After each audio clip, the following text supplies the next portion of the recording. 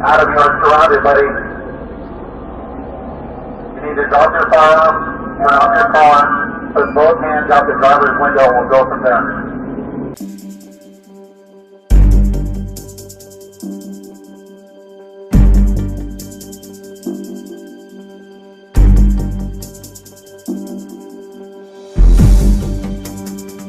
No, I'm going to kill myself.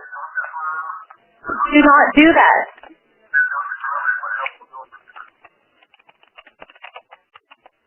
Can you put your car in park? No, I want to die. Why?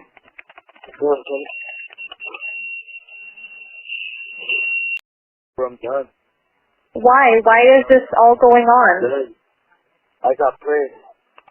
You got what?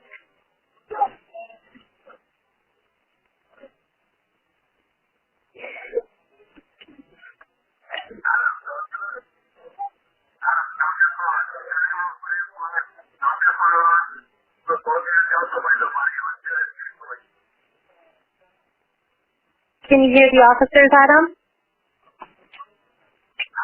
Shoot me. Shoot me. Shoot me.